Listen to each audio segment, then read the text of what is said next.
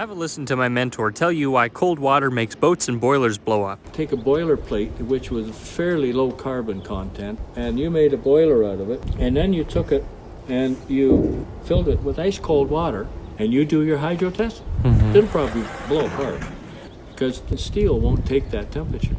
Most of the boiler steels are what they call coarse grain, and coarse grain doesn't hold up too good in cold weather. If you took this Sharpie set test, 3/8 of an inch square and about 2 inches long, and have a notch halfway, you can take this piece and set it in the jaws of this machine. And there's a hammer that would come down on a pivot. On the hammer, there's a point, and it hits that on the backside, and the notch is on the front, and that notch causes it to break.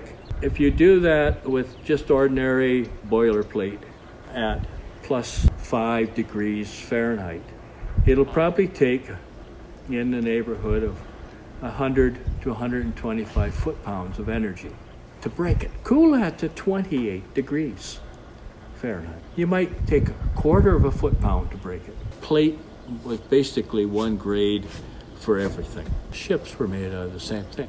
Titanic's hull plates were an inch thick, and they just broke up like they were glass because they were in water that was 28 degrees. When that hit, that was just like that Sharpie taking a quarter of a foot-pound to break.